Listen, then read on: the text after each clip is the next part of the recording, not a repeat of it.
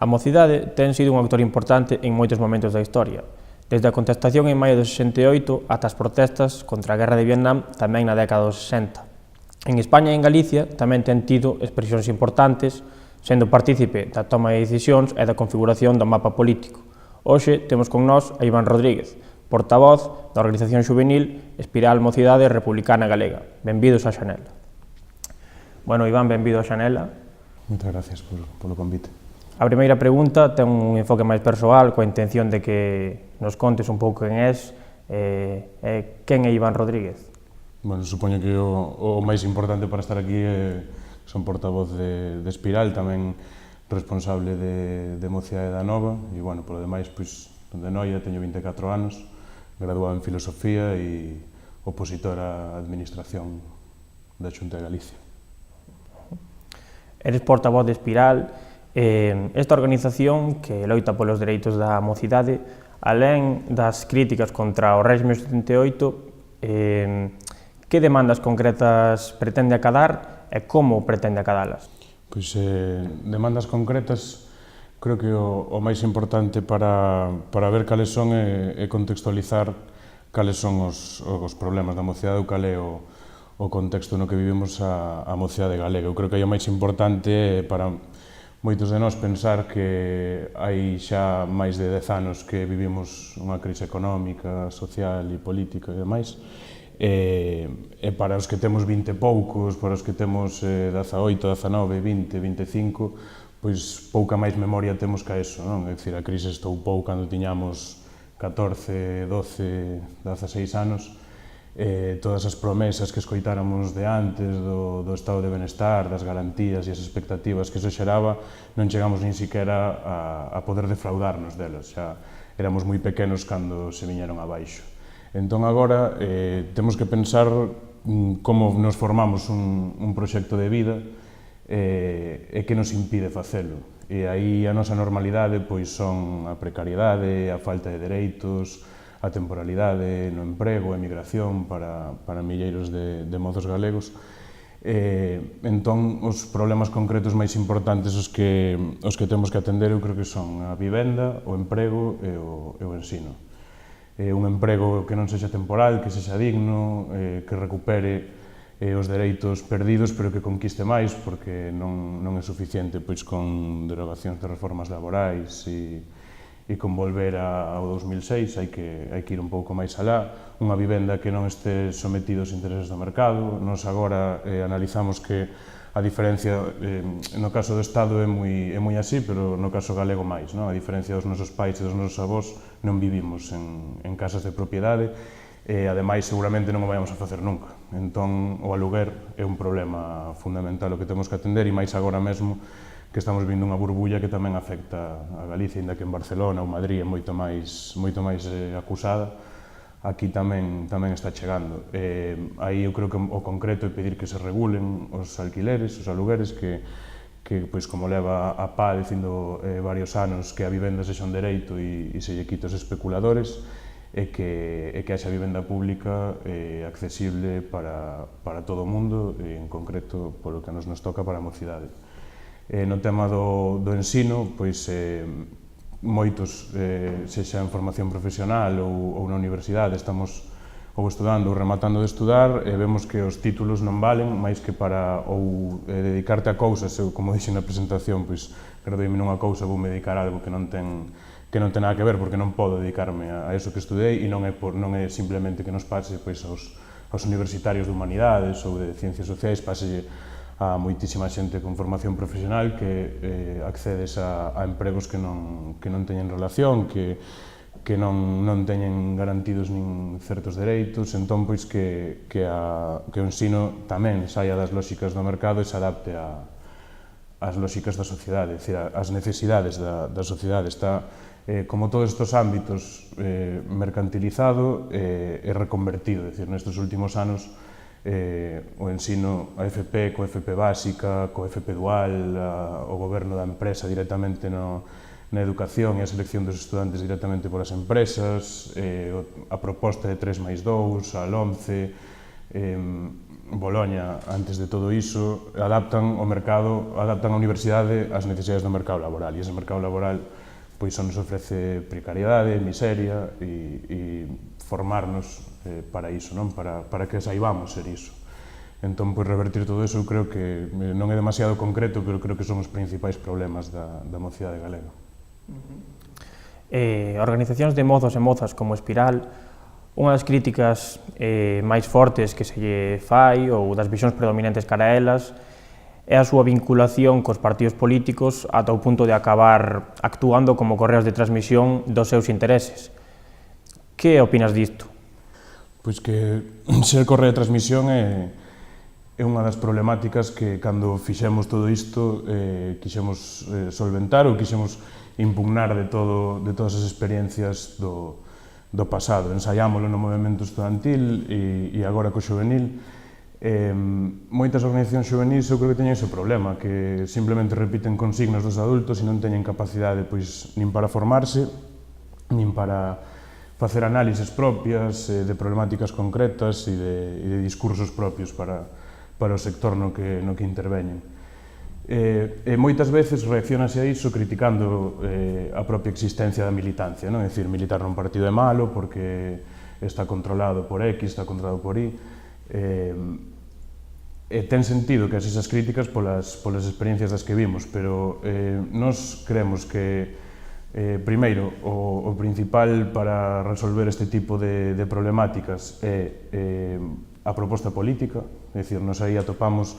que o que tiñamos que facer era, partindo dun diagnóstico da sociedade na que vivimos, adaptalo ao noso sector, é dicir, adaptalo á mocidade galega, intervir cun diagnóstico compartido con moita xente que dá igual se son adultos, se son vellos, se son novos, pero ese diagnóstico adaptalo á mocidade galega, e nos aí atopamos que moitas culturas políticas e moitas tradicións diferentes podían confluir nun mesmo espazo cuns mínimos comuns que nos serviran para traballar e que non estiveran tutelados por ninguén, e así é, porque nós non respondemos só a unha militancia, ainda que moitos temos militancia e estamos moi orgullosos de tela, pero son militancias diversas, entón pois non hai unha correlación directa, aínda que, por suposto, todas enriquecen e todas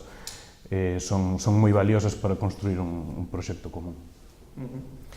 Falaches antes da crise do 2007-2008 e as súas consecuencias. Foi unha crise que se traduciu nunha crise orgánica do réxime do 78 e a organización da cidadanía en protesta contra as privatizacións, a corrupción política, etc. Crees que a día de hoxe se pode dicir que mudou o escenario e mudaron as reivindicacións? O escenario, sí mudou. Agora, todo o escenario que aparece co 15M, que aparece no 2011, eu creo que non se pecha agora mesmo, non se pecha, porque parece que se está dicindo moito agora, que coa aparición de Vox pechas o ciclo 15M. Creo que hai uns meses ou máis dun ano que se pechou en Cataluña, é dicir, pechouse cando os partidos do 155 reprimiron unha movilización democrática con cárcel, a porrazos, con moita xente que está no exilio continua agora mesmo presa. E cando tres partidos decidiron que se iban a aliñar con esa disciplina, que iban a reprimir esa protesta e non iban a darlle unha saída democrática, eu creo que aí cambiou o escenario e afectou non só a Cataluña, senón a todo o Estado. Agora, coa aparición de Vox, seguramente se vexa máis explícitamente que ese ciclo cambiou cando hai unha forza que, digamos, é de impugnación ou impugna algunhas das cousas do actual sistema, sitúase en fronte do 15M, en fronte da reivindicación de máis democracia, é unha forza abertamente antifeminista, entón, que exista ese espazo e que todo ese espazo se cultivara dende hai tempo, creo que é síntoma, pero, digo, xa antes de que Vox existise ou que tivese a forza que ten agora, en Cataluña creo que xa se pechara o ciclo. E tendo en conta isto, crees que se pode falar de que se conseguiron reivindicacións sociais? Pois conseguíronse certos cambios. Eu creo que a maior victoria da que podemos falar ou presumir destes anos, ao final dase a nivel municipal, no que sí se conseguiron cambiar, pois o que falaba antes das políticas de vivenda, conseguironse ampliar certos dereitos sociais, e máis facelo no peor contexto económico posible, que é moi difícil, pero grandes cambios é evidente que non, que en certa medida fomos derrotados, ou polo menos as aspiracións que tiñamos no 2011 e despois con todo o ciclo electoral e social posterior non triunfaron en absoluto. Mencionaches antes unha cuestión que está moi presente na axenda, o auxe de Vox, que coincide pois con unha baixada electoral do PP, a consolidación de Ciudadanos, unha crise interna de Podemos. Crees que baixo estas circunstancias é posible un goberno progresista no futuro no Estado español? Sería difícil non só porque a dereita este máis forte, é dicir, porque esta tripartición da dereita parece que os está beneficiando, sino porque cada vez vese que é máis difícil que o PSOE forme parte dun goberno progresista, é dicir, é imprescindible chegar a pactos, obviamente máis desexable que ese outro goberno da dereita, que a verdade é que asusta bastante, pero nas cuestións fundamentais é moi evidente o que pasou esta mañán coa posición do goberno sobre Venezuela, é dicir,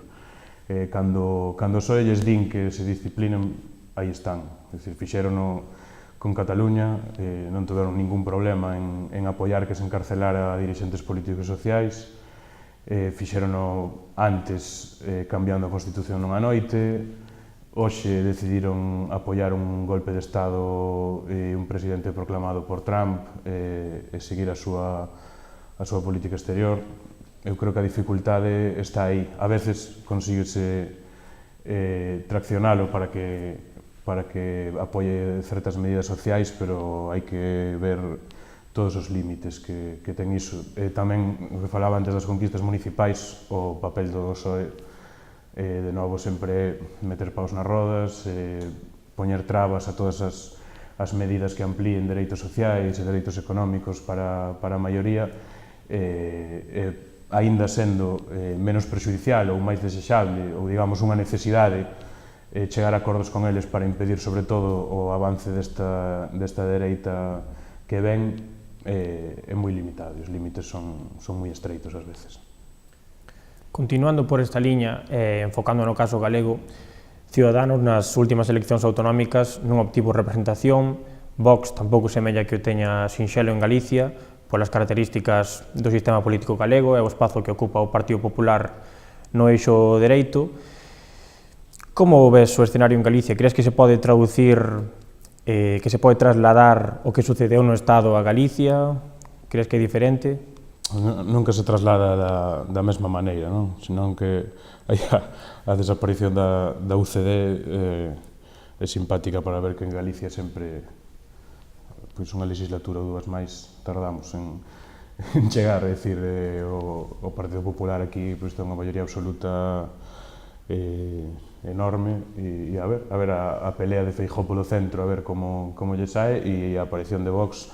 pois o mellor máis que debilitar a hexemonía do PP, o que fai é reformulala, é dicir, ter un actor pola dereita que lle diga que o galego hai que rematar con el, que as competencias autonómicas son máis que suficientes e que, como xa dixeron hai pouco, o Partido Popular de Galicia é un partido nacionalista, Feijóo situado no centro como a él lle gusta, sin problemas con chegar a pactos. Hoxe mesmo dixo tamén o presidente do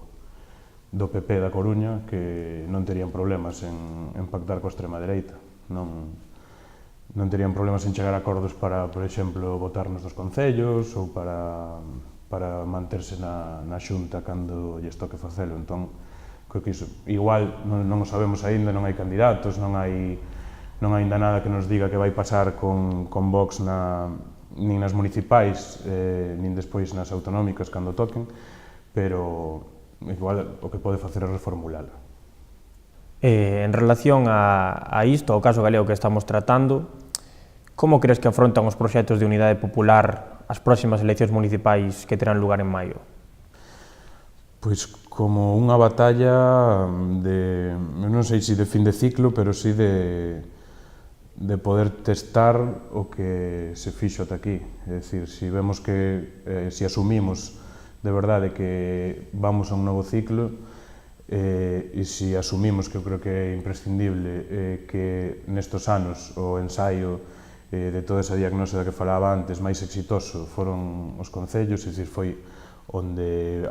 esa riqueza, esa pluralidade, ese encontro de forzas de persoas de distintas procedencias ou de ningunha procedencia deron en algo sólido, en algo capaz de gañarlle o PP, de gañarlle o PSOE e de gobernar con moitísima solvencia e ampliando os dereitos da xente, pois o que se dirime nestas municipais é ata onde chegamos, é dicir, que consolidamos do que fixemos ata aquí, cal é o punto de partida, de onde partimos para este novo ciclo que ven. Aí, pois, eu creo que unha cita electoral como as municipais, onde se vai ver que din os cidadáns da xestión destes 4 anos, do goberno, de se de verdade se conseguiu algo, de se de verdade isto foi un cambio, de se o avalan. E aí, de novo, eu creo que tamén se vai ver, ademais do que nós sexamos capaces de conseguir, a agresividade e toda a suciedade que son capaces de poñer non só os partidos do réxime, sino os medios de comunicación. É dicir, estamos en febreiro, levamos casi un mes, 2 meses con ataques continuos, con campañas de acoso e derribo, con imputacións que non significan nada, con campañas de desprestixio non fundamentadas en ningún feito, con a televisión pública que compra o lixo de Eduardo Inda sin ningún problema, sin que eso lle teña ninguna consecuencia. Estamos en febreiro. Os meses que quedan daqui as municipais, eu creo que se vai ver que somos o inimigo a bater, que as candidaturas de unidade popular son de verdade a polo que van, é dicir, o que non queren que eso continúe despois de 4 anos sin que pasara nada, é dicir, sin que se cumpriran todos eses pronósticos apocalípticos que decían cando se chegou ás alcaldías no 2015, non? Sin que se viñeran abaixo os concellos e todo deixara de funcionar. Agora están cunha campaña na que siguen considerando que as candidaturas do cambio ou as candidaturas da unidade popular son intrusos e non poden estar nese sitio porque non lles corresponde, porque é deles e porque os medios de comunicación estaban moito mellor alimentados cando eran deles e porque cando os servizos son privados e os seus amigos ganan máis cartos. Entón esta campaña creo que vai ser moi sintomática de quen é o inimigo e de quen son os amigos os que hai que pagarles, non? E que queren que gañen. E baixo estas circunstancias que estás relatando, estas dificultades que consideras, en que situación crees que se atopan as candidaturas en Ferrol, A Coruña e Compostela? Crees que teñen posibilidades de revalidar a victoria? Espero que sí, e ademais creo de verdade que poden facelo, pois xa digo,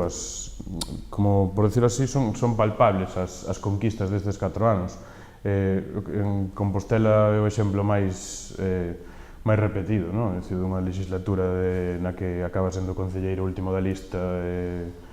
hai unha trama de corrupción que afecta a cargos eleitos e a moitos non eleitos que entran despois. Pois polo menos consíguense poñer as cousas ao día, consíguense que determinados servizos sexan públicos, que se haxa unha renda municipal para as persoas que non teñen recursos. En A Coruña, en Ferrol, cousas semellantes. Entón, eu creo que iso vai facer que a cidadanía, o premio, que a cidadanía decida que apostar por candidaturas que ademais xa tuveron 4 anos para demostrar que non son o demo, que non teñen nin rabo nin cornos e que poden gobernar millor, ademais de ampliar dereitos sociais, ademais de ampliar dereitos económicos e de non roubar, fano millor, que o que decían, o único que podían decir, non? No 2015 que eran malos xestores, que non tiñan experiencia, que a política había que deixar os que saben facela e os que levan facendo toda a vida. Entón, agora que, ademais de que demostramos, ou que demostraron que o programa era posible, que era posible facer esas cousas que se decían, demostramos que se pode gobernar con solvencia, sin ter títulos para facelo e sin que haxa que ser profesionais, pois eu creo que iso vai ter repercusión nas urnas. Falache da Unidade Popular como o inimigo a atacar, demonizada polos medios de comunicación. Como encadrarías ti a Unidade Popular para entendela como un fin e non só como unha táctica ou un método a utilizar durante un contexto determinado ou un momento concreto?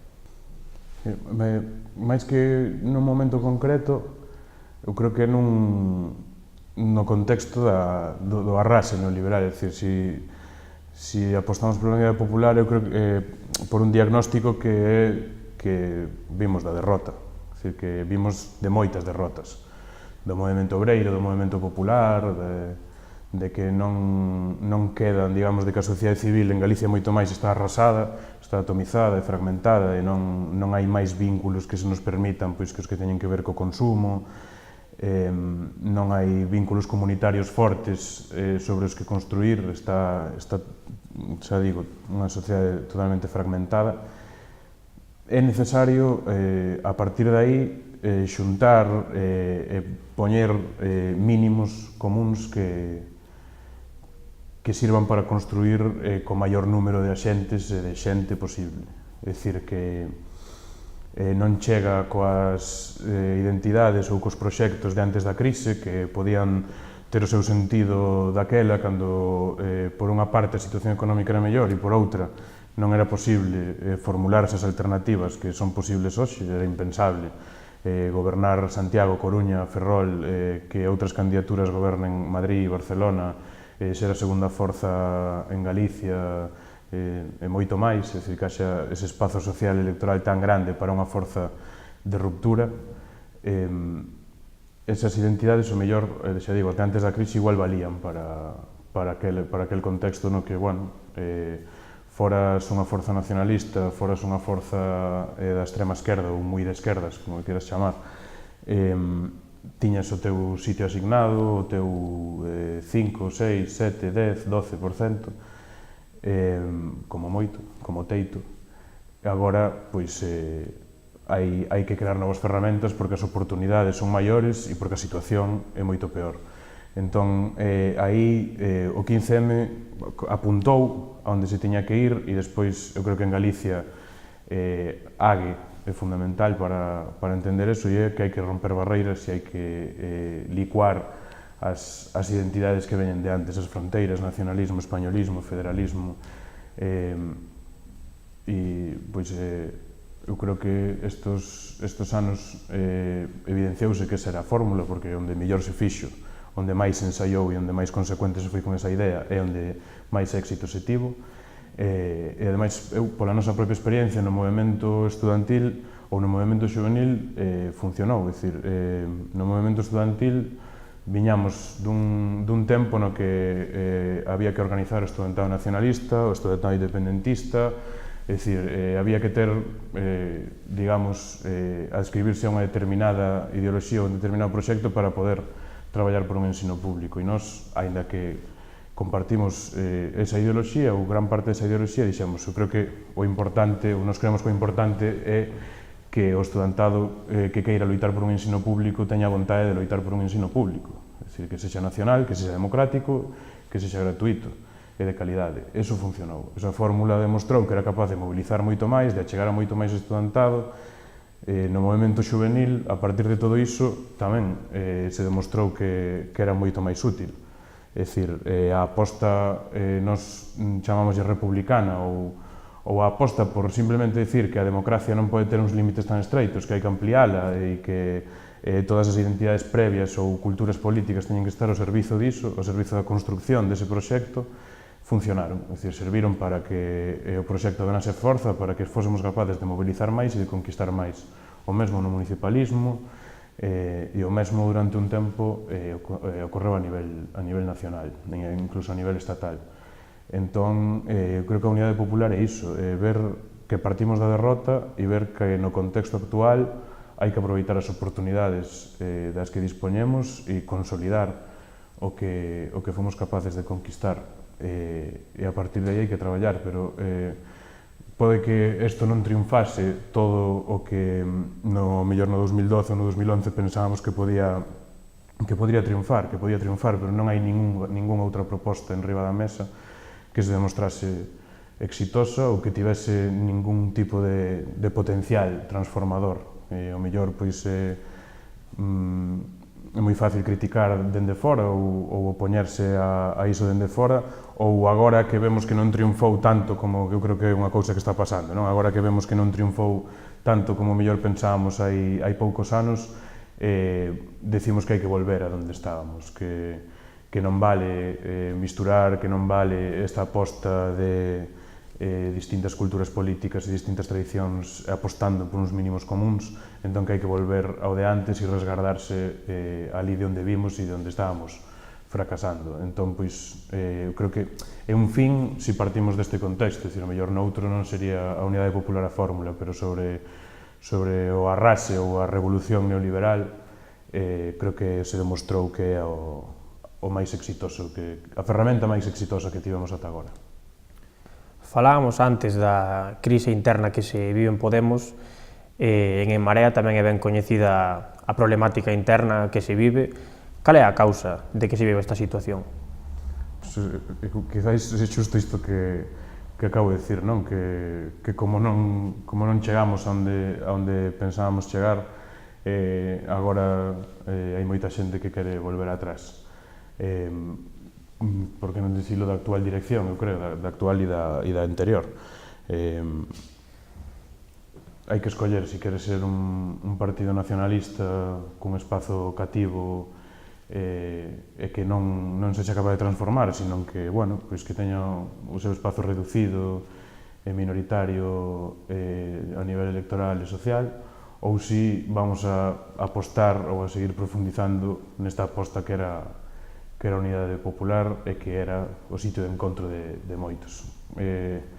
Xa digo, o outro pode servir para ter un partido que, bueno, pois que teña os seus deputados poucos, os seus concelleiros tamén poucos, e os seus recursos, pero o outro, a unidade popular, pois demostrou que serve para moito máis. Eu creo que esa é un pouco a disputa, se queremos seguir o camiño que se abriu co 15M, aínda que noutro ciclo, se todo o que aprendemos destes anos valeu para algo, se experiencias como AGE, como Podemos, como o que foi o que foron e o que son as mareas municipalistas, todo o que significou eso, vamos a seguir profundizando nelo, vamos a seguir apostando por un espazo plural e diverso, ou se uns van ir por un lado e outros van ter un partido nacionalista. Entón, que futuro lle depara a En Marea? Pois depende cal destes proxectos triunfe. Eu creo que se triunfa a reducción do espazo e a eliminación da pluralidade interna, o futuro que lle depara é ser un partido moi cativo e con moi pouca capacidade de transformar a sociedade. Se triunfa o outro, quizáis non vai a ser o gran triunfo que esperábamos a mellor hai uns anos, pero vai ter moita máis potencialidade para transformar as cousas, para seguir transformando onde xa se goberna, e para seguir xerando movimento, seguir profundizando nesta digamos, idea de que para mudar as cousas hai que romper co réxime actual e hai que romper co modelo neoliberal. Bueno, Iván, chegamos ao final da entrevista. Moitas grazas por estar con nós. A vos.